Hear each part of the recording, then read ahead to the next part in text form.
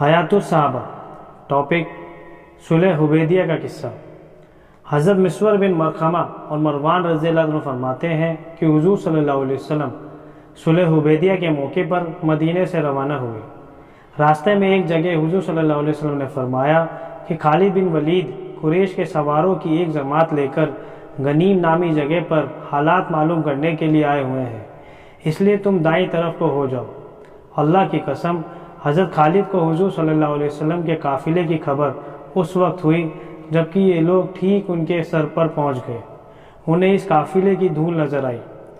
حضرت خالد کو پتہ چلا تو انہوں نے گھوڑا دوڑا کر قریش کو آپ کے آنے کی خبر دی۔ حضور صلی اللہ علیہ وسلم چلتے رہے یہاں تک کہ جب آپ اس گھاٹی پر پہنچے جہاں سے مکہ کی طرف راستہ جاتا تھا تو آپ کی اونٹنی بیٹھ گئی۔ اس اونٹنی کا نام قصوہ تھا۔ لوگوں نے اسے اٹھانے کے لیے عرب رواج کے مطابق ہل ہل کہا، لیکن وہ بیٹھی رہی تو لوگوں نے کہا قصوہ اڑ گئی ہے، قصوہ اڑ گئی ہے۔ آپ نے فرمایا قصوہ اڑی نہیں ہے، نہ اس طرح اڑ جانا اس کی عادت ہے، بلکہ اس کو اس کی ذات نے روکا ہے جس نے ہاتھیوں کو روکا تھا، یعنی اللہ نے۔ پھر آپ نے فرمایا قسم ہے اس ذات کی جس کے قبضے میں میری جان ہے، مکہ کے کفار مجھ سے جس ایسی تجویز کی مانگ کریں گے جس سے وہ اللہ کے احترام کے قابل چیزوں کی تعظیم کر رہے ہوں گے، میں ان کی ایسی تجویز کو ضرور مان لوں گا۔ پھر آپ نے اس اونٹنی کو جھڑکا تو وہ فوراً کھڑی ہو گئی۔ پھر آپ نے مکہ کا راستہ چھوڑ دیا، حدیبیہ گھاٹی کے آخری کنارے پر پڑاؤ ڈالا جہاں ایک چشمے میں سے تھوڑا تھوڑا پانی نکل رہا تھا۔ صحابہ اس میں سے تھوڑا تھوڑا پانی لینے لگے۔ تھوڑی دیر میں سارا پانی ختم ہو گیا۔ صحابہ نے حضور صلی اللہ علیہ وسلم سے پیاس کی شکایت کی۔ آپ نے اپنے ترکش میں سے ایک تیر نکال کر دیا اور فرمایا اسے اس چشمے میں گاڑ دو۔ صحابہ نے وہ تیر اس چشمے میں گاڑ دیا تو جب تک صحابہ وہاں رہے اس چشمے میں سے پانی جوش مار کر پھوٹتا رہا اور صحابہ اس سے خوب سیراب ہوتے رہے۔ آپ صلی اللہ علیہ وسلم اور صحابہ اکرام رضی اللہ تعالیٰ عنہ حدیبیہ کی گھاٹی میں ٹھہرے ہوئے تھے کہ اتنے میں بدیل بن ورقہ اپنی قوم خزاعہ کی ایک جماعت کو لے کر آئے۔ یہ لوگ تہامہ کے لوگوں میں سے آپ کا سب سے زیادہ بھلا چاہنے والے تھے۔ انہوں نے کہا میں کعب بن لوئی اور عامر بن لوئی کے پاس سے آ رہا ہوں۔ انہوں نے حدیبیہ کے چشموں پر پڑاؤ ڈالا ہوا ہے اور وہ لڑنے کے لیے پوری طرح تیار ہو کر سارا سامان لے کر آئے ہیں، یہاں تک کہ ان کے ساتھ بھیائی اور بچے والی اونٹنیاں بھی ہیں۔ وہ آپ سے لڑنا چاہتے ہیں، آپ کو بیت اللہ سے روکیں گے۔ آپ نے فرمایا ہم کسی سے لڑنے کے لیے نہیں آئے، ہم تو عمرہ کرنے آئے ہیں۔ ہم بہت حیران ہیں کہ وہ لڑائی کے لیے تیار ہو کر آئے ہیں، حالانکہ لڑائیوں نے تو قریش کو بہت تھکا دیا ہے، ان کو بہت نقصان پہنچایا ہے۔ اگر وہ چاہیں تو میں ان سے ایک عرصے تک کے لیے سمجھوتا کرنے کو تیار ہوں۔ اس عرصے میں وہ میرے اور لوگوں کے بیچ کوئی دخل نہیں دیں گے اور میں اس عرصے میں دوسرے لوگوں کو دعوت دیتا رہوں گا۔ اگر دعوت دے کر میں لوگوں پر غالب آ گیا اور لوگ میرے دین میں داخل ہو گئے تو پھر قریش کی مرضی، اگر وہ چاہے تو وہ بھی اس دین میں داخل ہو جائیں جس میں دوسرے لوگ داخل ہوئے ہیں۔ اگر میں غالب نہ آیا اور دوسرے لوگوں نے غالب آ کر مجھے ختم کر دیا تو پھر یہ لوگ آرام سے رہیں گے۔ اگر وہ صلح کرنے سے انکار کر دیں تو اس ذات کی قسم جس کے قبضے میں میری جان ہے، میں ان سے اس دین کے لیے ضرور لڑوں گا، یہاں تک کہ میری گردن میرے جسم سے الگ ہو جائے، یعنی مجھے مار دیا جائے۔ اللہ کا دین ضرور چل کر رہے گا۔ حضرت بدیل نے کہا آپ جو کہہ رہے ہیں میں وہ سب مکہ والوں کو پہنچا دوں گا۔ چنانچہ حضرت بدیل وہاں سے چل کر قریش کے پاس پہنچے اور ان سے کہا ہم اس آدمی کے پاس سے آپ کے پاس آ رہے ہیں اور ہم نے اس کو ایک بات کہتے ہوئے سنا، اگر آپ چاہیں تو ہم اس کی بات آپ کو پیش کر دیں۔ مکہ کے نادان قسم کے لوگوں نے کہا ہمیں ان کی کوئی بات بتانے کی ضرورت نہیں ہے، لیکن ان میں سے ایک سمجھدار لوگوں نے کہا تم نے ان سے جو سنا ہے وہ ہمیں ضرور بتائیں۔ حضرت بدیل نے کہا میں نے ان کو یہ کہتے ہوئے سنا ہے۔ ان کو حضور صلی اللہ علیہ وسلم کی ساری بات بتائی تو حضرت عروہ بن مسعود نے کھڑے ہو کر کہا کیا میں تمہارے لیے والد کا درجہ نہیں رکھتا؟ انہوں نے کہا رکھتے ہیں۔ عروہ نے کہا کیا تم میرے لیے اولاد کی طرح نہیں ہو؟ انہوں نے کہا اولاد کی طرح ہے۔ عروہ نے کہا کیا تمہیں میرے بارے میں کوئی شک و شبہ ہے؟ انہوں نے کہا نہیں۔ عروہ نے کہا کیا تمہیں معلوم نہیں کہ میں نے اوقاز والوں کو تمہاری مدد کے لیے تیار کیا تھا؟ لیکن جب وہ تیار نہ ہوئے تو میں اپنے گھر والوں اور بچوں اور اپنے فرمانبردار انسانوں کو لے کر تمہاری مدد کے لیے آ گیا تھا۔ انہوں نے کہا ہاں معلوم ہے۔ عروہ نے کہا اس آدمی نے یعنی حضور صلی اللہ علیہ وسلم نے تمہارے سامنے ایک بھلی اور اچھی تجویز پیش کی ہے تو تم اس کو مان لو، مجھے اس سلسلے میں ان سے بات کرنے کے لیے جانے دو۔ مکہ والوں نے کہا ضرور جاؤ۔ عروہ حضور صلی اللہ علیہ وسلم کے پاس گئے، حضور صلی اللہ علیہ وسلم سے بات کرنے لگے۔ حضور صلی اللہ علیہ وسلم نے کچھ بدیل سے فرمایا تھا، وہی آپ نے ان سے بھی کہا۔ تو اس پر عروہ نے کہا اے محمد آپ یہ بتائیے کہ اگر آپ نے اپنی قوم کو جڑ سے اکھاڑ پھینکا تو کیا آپ نے سنا ہے کہ آپ سے پہلے عرب کے کسی آدمی نے اپنے خاندان والوں کو جڑ سے اکھاڑ دیا ہو؟ اگر دوسری شکل ہوئی یعنی قریش تم پر غالب آ گئے تو میں تمہارے ساتھ بھروسے مند اور وفادار لوگوں کی بھیڑ نہیں دیکھ رہا ہوں، بلکہ ادھر ادھر کے لوگوں کی بھیڑ دیکھ رہا ہوں جو لڑائی شروع ہوتے ہی تمہیں چھوڑ کر بھاگ جائیں گے۔ اس پر حضرت ابوبکر رضی اللہ عنہ نے کہا تو اپنے معبود لات بت کی پیشاب گاہ چوس، کیا ہم حضور صلی اللہ علیہ وسلم کو اکیلا چھوڑ کر بھاگ جائیں گے؟ عروہ نے کہا یہ کون ہے؟ لوگوں نے کہا یہ ابوبکر ہے۔ عروہ نے کہا قسم ہے اس ذات کی جس کے قبضے میں میری جان ہے، اگر تمہارا مجھ پر وہ احسان نہ ہوتا جس کا میں اب تک بدلہ نہ دے سکا تو میں تمہاری اس بات کا جواب ضرور دیتا۔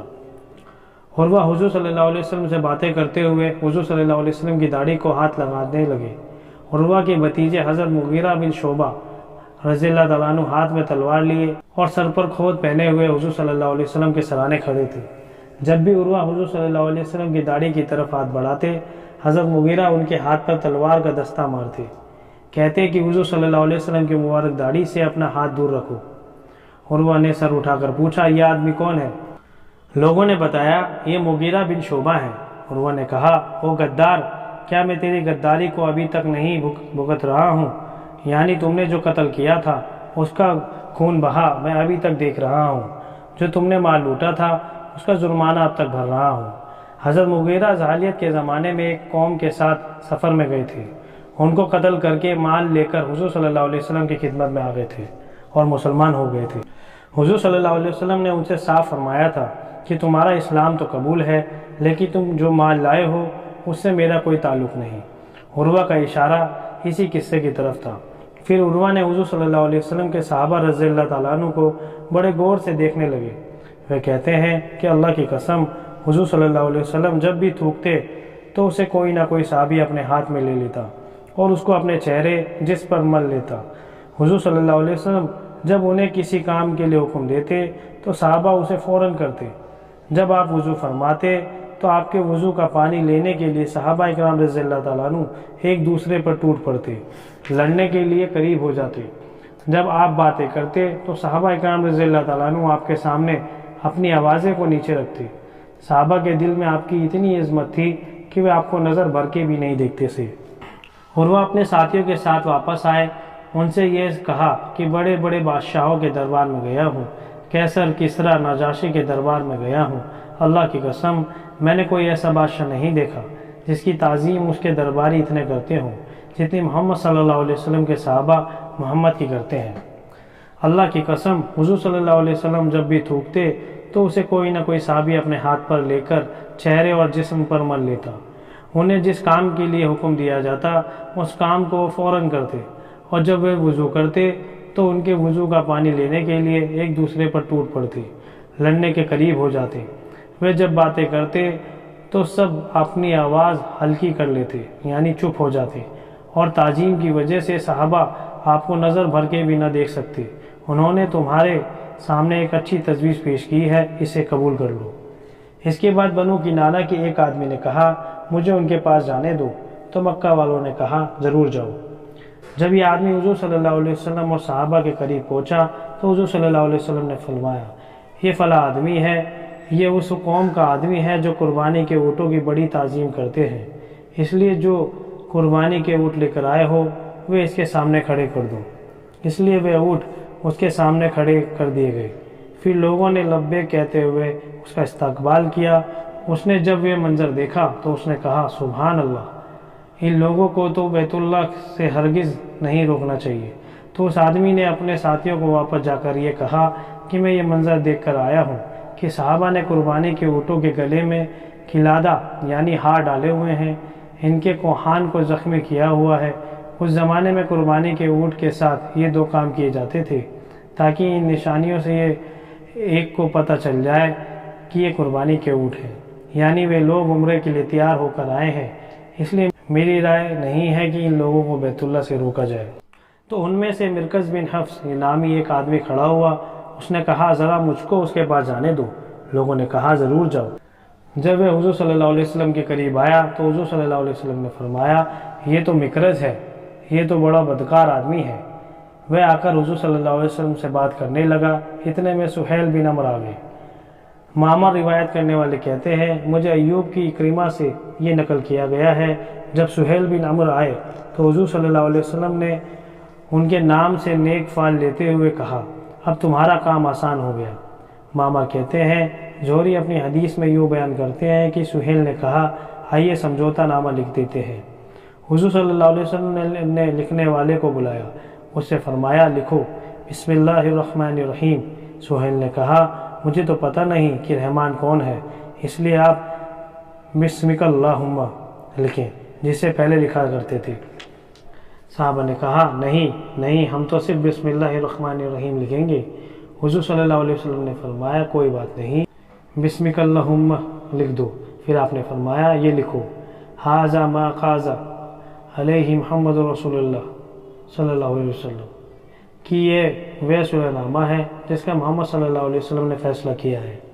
تو سہیل نے کہا کہ اگر ہم یہ بات مان لیتے ہیں کہ آپ اللہ کے رسول ہیں تو نہ ہم آپ کو بیت اللہ سے روکتے نہ ہم آپ سے لڑائی کرتے، اور سلح نامہ میں یہ بات لکھی جاتی جو دونوں فریقوں کو تسلیم ہو، اس لیے محمد بن عبداللہ لکھو۔ حضور صلی اللہ علیہ وسلم نے فرمایا اللہ کی قسم چاہے تم نہ مانو ہوں تو میں اللہ کا رسول، لیکن محمد بن عبداللہ لکھ دو۔ حضرت زہری فرماتے ہیں کہ حضور صلی اللہ علیہ وسلم کافروں کی ہر بات اس لیے مان رہے تھے کیونکہ قصوہ اٹھنی کے بیٹھ جانے پر آپ نے اللہ کی یہ عہد کیا تھا کہ مکہ کے کفار مجھ سے جس ایسی تجویز کی بھی مانگ کریں گے جس سے وہ اللہ کے احترام کے قابل چیزوں کی تعظیم کر رہے ہوں گے تو میں ان کی ایسی ہر تجویز کو مان لوں گا۔ حضور صلی اللہ علیہ وسلم نے اس سے فرمایا کہ صلح کی شرطیں یہ ہوں گی تم ہمیں بیت اللہ کا طواف کرنے دو گے۔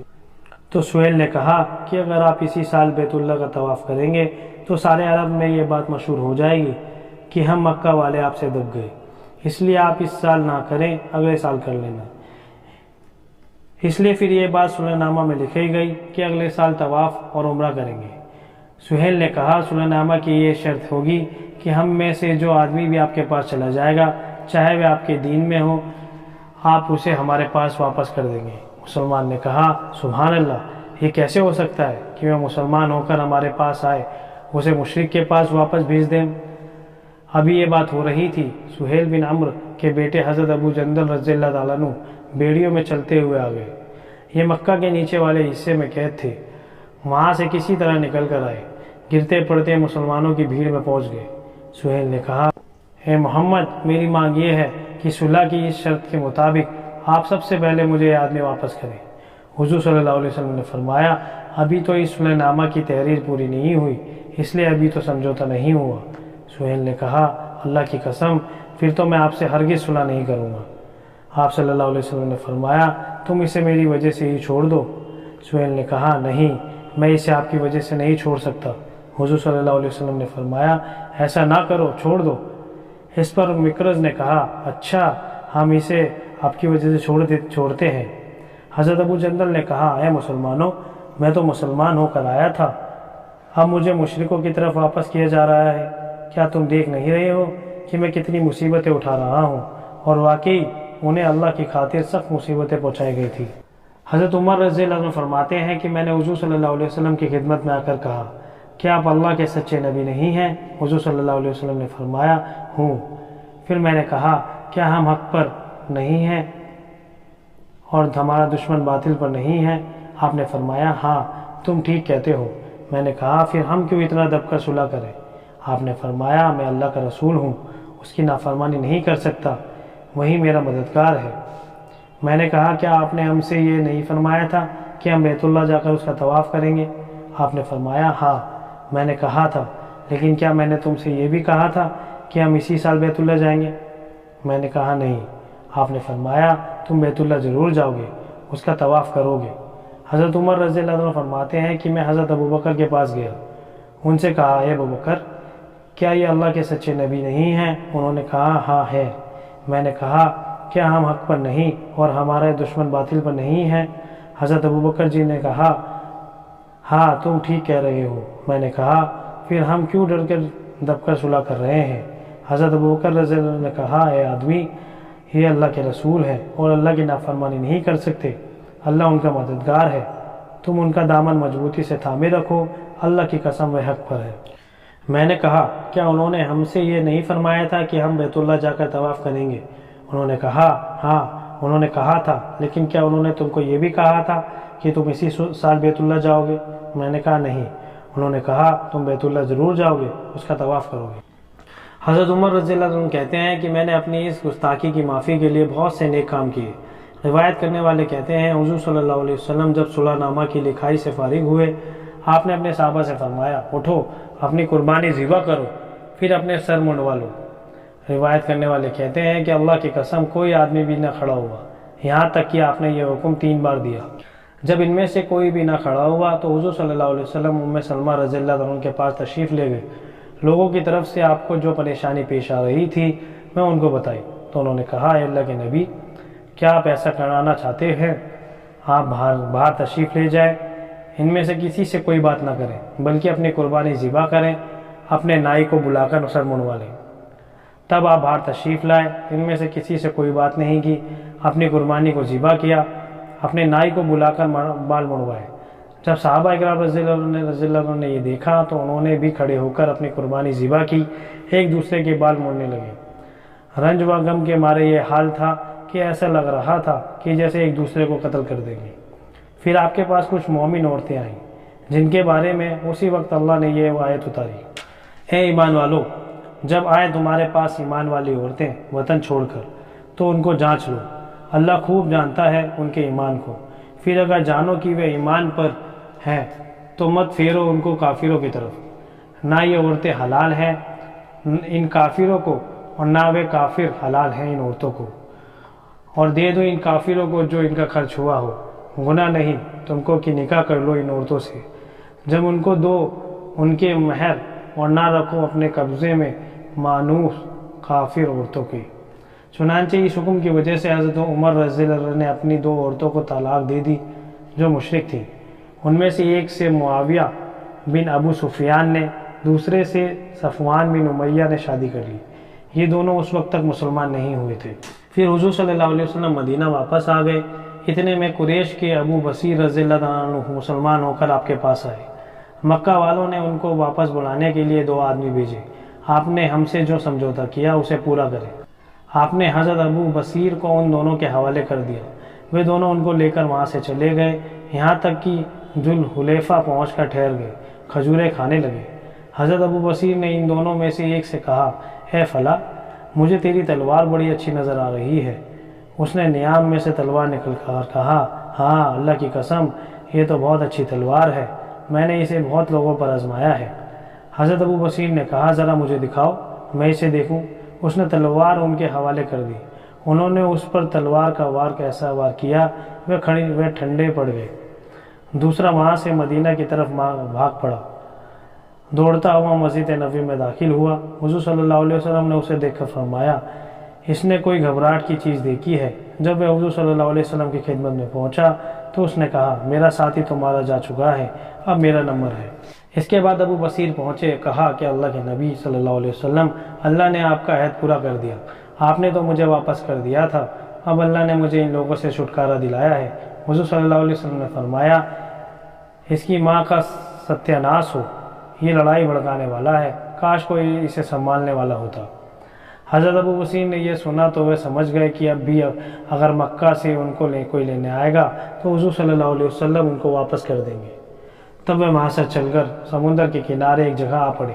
روایت کرنے والے کہتے ہیں کہ حضرت ابو جندل بن سہیل بن عمر رضی اللہ تعالیٰ عنہ مکہ والوں سے چھوٹ کر حضرت ابو بصیر کے پاس آ گئے۔ اسی طرح قریش کا جو آدمی بھی مسلمان ہوتا وہ حضرت ابو بصیر سے جا ملتا۔ کچھ دنوں میں ایک چھوٹی سی جماعت ہو گئی، اللہ کی قسم ان لوگوں کو جب خبر لگتی کہ قریش کا کوئی تجارتی قافلہ ملک شام جا رہا ہے تو ان پر ٹوٹ پڑتے، ان کو قتل کر دیتے، ان کا مال لیتے۔ یہاں تک کہ قریش کے کفار نے پریشان ہو کر حضور صلی اللہ علیہ وسلم کی خدمت میں اللہ کا اور رشتہ داری کا واسطہ دے کر آدمی بھیجا کہ بے سری جماعت کو آپ اپنے پاس بلا لیں تاکہ یہ سمجھوتے میں داخل ہو جائیں، ہمارے لیے آنے جانے کا راستہ کھلے۔ اس کے بعد جو بھی آپ کے پاس آئے گا اسے امن ہے، ہم اسے واپس نہ لیں گے۔ چنانچہ حضور صلی اللہ علیہ وسلم نے آدمی بھیج کر ان کو مدینہ بلایا۔ اس پر اللہ نے یہ آیت نازل فرمائی۔ ترجمہ: اور وہی ہے جس نے روکا رکھا ان کے ہاتھوں کو تم سے اور تمہارے ہاتھوں کو ان سے بھی شہر مکہ کے بعد اس کے کہ تمہارے ہاتھ لگا دیا ان کو سے لے کر اللہ کے اس فرمان تک جب رکھی انکار کرنے والوں نے اپنے دلوں میں قد نادانی کی ضد۔ ان کافروں کی ضد یہ تھی کہ انہوں نے نہ تو محمد صلی اللہ علیہ وسلم کے نبی ہونے کا اقرار کیا، نہ بسم اللہ الرحمن الرحیم لکھنے جانے کو مانا۔ مسلمانوں کے اور بیت اللہ کے بیچ رکاوٹ بن گئے۔ حضرت عروہ رضی اللہ عنہ بیان کرتے ہیں کہ صلح حدیبیہ کے موقع پر حضور صلی اللہ علیہ وسلم کے حدیبیہ کے قیام فرمانے کی وجہ سے قریش گھبرا گئے۔ حضور صلی اللہ علیہ وسلم نے مناسب سمجھا کہ اپنے صحابہ میں سے کسی کو قریش کے پاس بھیجے، اس لیے آپ نے قریش کے پاس بھیجنے کے لیے حضرت عمر بن خطاب رضی اللہ تعالیٰ عنہ کو بلایا۔ انہوں نے عرض کیا، اے اللہ کے رسول صلی اللہ علیہ وسلم، آپ کے ارشاد پر عمل کرنے سے مجھے انکار نہیں، لیکن میں مکہ والوں کے نزدیک سب سے زیادہ برا ہوں۔ اگر انہوں نے مجھے کوئی تکلیف پہنچائی تو مکہ میں میرے خاندان بنو کعب میں سے ایسا کوئی نہیں جو میرا بچاؤ کر لے، میری وجہ سے ناراض ہو۔ آپ حضرت عثمان رضی اللہ تعالیٰ عنہ کو بھیج دیں کیونکہ ان کا خاندان مکہ میں ہے، تو جو پیغام آپ بھیجنا چاہتے ہیں وہ مکہ والوں تک پہنچا دیں گے۔ تب حضور صلی اللہ علیہ وسلم نے حضرت عثمان بن عفان رضی اللہ تعالیٰ عنہ کو بلا کر قریش کی طرف بھیجا۔ ان سے فرمایا کہ انہیں یہ بتا دو کہ ہم کسی سے لڑنے کے لیے نہیں آئے ہیں، ہم تو صرف عمرہ کرنے آئے ہیں اور ان کو اسلام کی طرف دعوت دینا ہے۔ اور آپ نے حضرت عثمان رضی اللہ تعالیٰ عنہ کو یہ بھی حکم دیا کہ مکہ میں جو مومن مرد یا عورت ہو، حضرت عثمان ان کے پاس جا کر ان کو فتح کی خوشخبری سنا دے، ان کو بتا دے کہ اللہ بہت جلد مکہ میں دین کو ایسے غالب کرے گا، پھر کسی کو اپنا ایمان چھپانے کی ضرورت نہ ہوگی۔ یہ خوشخبری دے کر آپ مکہ کے کمزور مسلمانوں کو ایمان پر جمانا چاہتے تھے۔ روایت کرنے والے کہتے ہیں کہ حضرت عثمان رضی اللہ تعالیٰ عنہ تشریف لے گئے۔ مکہ کے راستے میں بلدہ نامی جگہ پر ان کا قریش کی ایک جماعت پر گزر ہوا۔ قریش نے پوچھا، کہاں جا رہے ہو؟ انہوں نے کہا، حضور صلی اللہ علیہ وسلم نے مجھے تمہارے پاس بھیجا ہے تاکہ میں تمہیں اللہ کی طرف دعوت دوں، اسلام کی طرف دعوت دوں، تمہیں بتا دوں کہ ہم کسی سے لڑنے نہیں آئے، ہم تو صرف عمرہ کرنے کے لیے آئے ہیں۔ جیسے حضور صلی اللہ علیہ وسلم نے فرمایا تھا انہوں نے ویسے ہی ان کو دعوت دی۔ انہوں نے کہا، ہم نے آپ کی بات سن لی، جاؤ اپنا کام کرو۔ حبان بن سعید بن عاص نے کھڑے ہو کر حضرت عثمان رضی اللہ تعالیٰ عنہ کا استقبال کیا، ان کو اپنی پناہ میں لے لیا، اپنے گھوڑے کی جین کسی اور حضرت عثمان رضی اللہ تعالیٰ عنہ کو اپنے گھوڑے پر آگے بٹھا کر مکہ لے آئے۔ پھر قریش نے بدیل بن ورقہ خزاعی اور قبیلہ بن کنانہ کے ایک آدمی کو حضور صلی اللہ علیہ وسلم کے پاس بھیجا۔ اس کے بعد عروہ بن مسعود صفی آئے، آگے حدیث میں اور بھی ہے۔ حضرت ابن عباس رضی اللہ عنہ فرماتے ہیں کہ حضرت عمر رضی اللہ تعالیٰ عنہ نے فرمایا، حضور صلی اللہ علیہ وسلم نے مکہ والوں سے دب کر صلح کی، ان کی ساری باتیں مان لی۔ اگر محمد صلی اللہ علیہ وسلم کسی اور کو امیر بنا کر بھیجتے، وہ اس طرح کرتا جیسے حضور صلی اللہ علیہ وسلم نے کیا ہے، تو میں اس کی کوئی بات نہ سنتا اور نہ مانتا۔ آپ نے ان کی یہ شرط بھی مان لی کہ جو کافر مسلمان ہو کر مسلمان کے پاس جائے گا، مسلمان اسے واپس کر دیں گے۔ جو مسلمان نعوذ باللہ کافر ہو کر کافروں کے پاس جائے گا، کافر اسے واپس نہیں کریں گے۔ حضرت ابوبکر صدیق رضی اللہ عنہ فرماتے ہیں کہ اسلام میں حدیبیہ کی جیت سے بڑی جیت کوئی نہیں تھی۔ حضرت محمد صلی اللہ علیہ وسلم اور ان کے رب کے بیچ جو معاملہ تھا، لوگ اسے سمجھ نہ سکے۔ بندے جلد بازی کرتے ہیں، اللہ ان کی طرح جلد باز نہیں ہے، بلکہ اپنی ترتیب اور ارادے کے مطابق ہر کام کو اپنے مقرر کے لیے وقت پر کرتے ہیں۔ یہ منظر میرے سامنے ہے کہ حجۃ الوداع کے موقع پر حضرت سہیل بن عمرو قربان گاہ میں کھڑے ہو کر قربانی کی اونٹنیاں حضور صلی اللہ علیہ وسلم کے قریب کر رہے تھے۔ حضور صلی اللہ علیہ وسلم ان کو اپنے ہاتھ سے ذبح کر رہے تھے۔ پھر آپ نے نائی کو بلا کر اپنے بال مڑوائے کہ حضرت سہیل رضی اللہ تعالیٰ عنہ حضور صلی اللہ علیہ وسلم کے بالوں کو چن چن کر اپنی آنکھوں پر رکھ رہے ہیں۔ میں یہ سوچ رہا تھا کہ یہ وہی سہیل ہے جنہوں نے صلح حدیبیہ کے موقع پر بسم اللہ الرحمن الرحیم کے اور محمد صلی اللہ علیہ وسلم کے معاہدے نامے میں لکھے جانے سے انکار کر دیا تھا۔ یہ دیکھ کر میں نے اس اللہ کی تعریف کی جس نے ان کو اسلام کی ہدایت دی۔